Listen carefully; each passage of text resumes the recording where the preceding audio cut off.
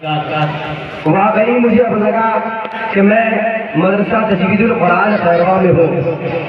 الحمدللہ کفا وسلام علی عبادہ الذین اصطفیٰ، اما بعد۔ حاضرین محفل، عزیزان ملت،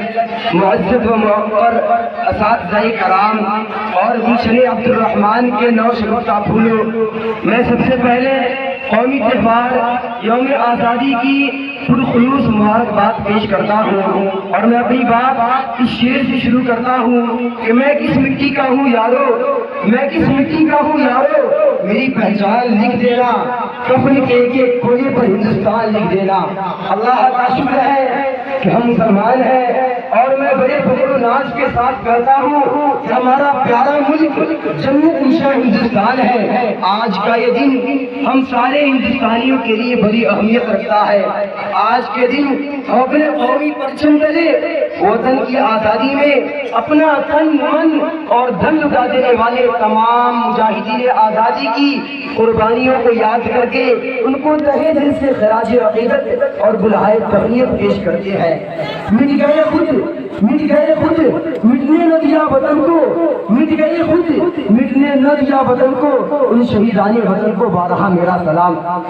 حاضرین محفل،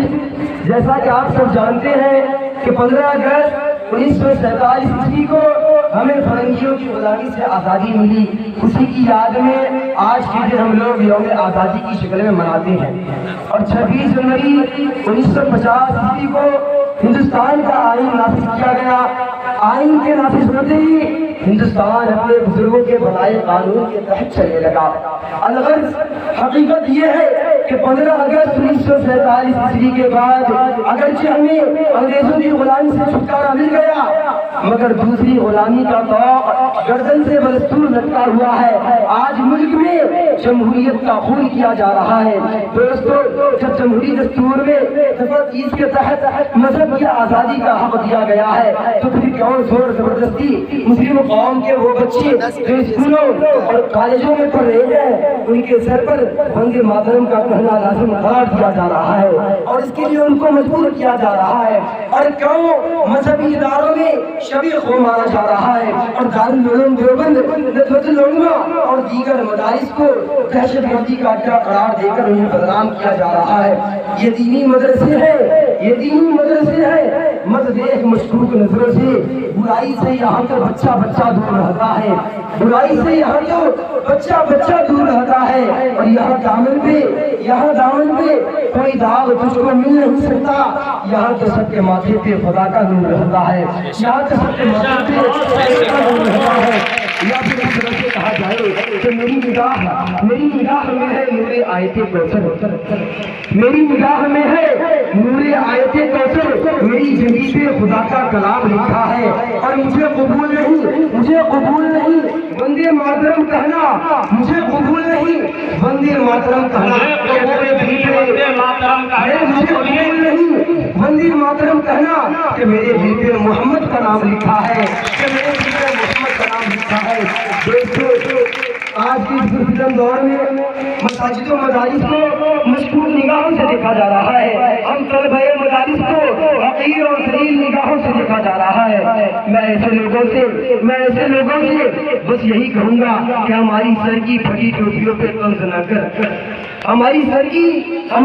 کی پھٹی ٹوپیوں پہ طنز نہ کر، ہمارے تاج عجائب گھروں میں رکھے ہیں، اور میں ان کو بتا دینا چاہتا ہوں کہ مدارس کو مٹانے کا کچھ تلے ہوئے ہیں۔ مدارس کیا ہے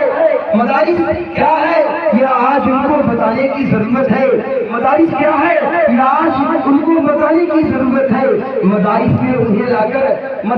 انہیں لا کر پڑھانے کی ضرورت ہے، اور مدارس میں لگے تالا یہاں جو لوگ کہتے ہیں زباں پہ آج ان کے تالا لگانے کی ضرورت ہے، زباں پہ آج ان کے تالا لگانے کی ضرورت ہے۔ محترم بزرگ اور دوستوں اور عزیز ساتھیوں، آج میں آپ لوگوں کو بتا دینا چاہتا ہوں کہ ملک میں یکساں سول کوڈ کی بات کر کے اقلیتوں کو پریشان کیا جائے اور مسلم رسول اللہ پر سرکاری لگائی جائے، اس سراسر ظلم ہے۔ کہیں لاؤڈ اسپیکر سے اذان دینے پر پابندی کی بات کی جائے تو کہیں کالا قانون پاس کرنے کا بیڑا اٹھایا جائے، کبھی قرآن پر کیچڑ اٹھایا جائے، کبھی مسلمانوں کو دہشت گرد کہا جائے، کہیں جماعت والوں کی پٹائی کی جائے تو کہیں کسی کی داڑھی روش لی جائے، کبھی بدھوں کا قتل عام کیا جائے تو کہیں سکھوں پر قاتلانہ حملہ کیا جائے، کبھی نبی پاک صلی اللہ علیہ وسلم کی شان میں گستاخی کی جائے تو کہیں قرآن کے اوراق جلائے جائیں، کہیں جوتوں پر خدا کے نام لکھوائے جائیں تو کہیں نبی اکرم صلی اللہ علیہ وسلم کی تصویر بشکل کارٹون دکھائی جائے، جبکہ ہم نے پنجاب سے لے کر بنگال تک انگریزوں کا پیچھا کیا اور ملک ہندوستان چھوڑ کر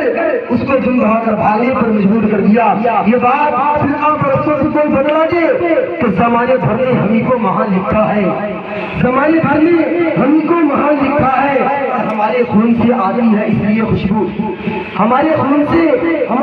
سے آتی ہے اس لیے خوشبو، ہمارے خون میں ہندوستان لکھا ہے، ہمارے خون میں ہندوستان لکھا ہے۔ اور نتیجے چاہنے والے ستم نہیں کرتے، وقار اپنے بزرگوں کا کم نہیں کرتے،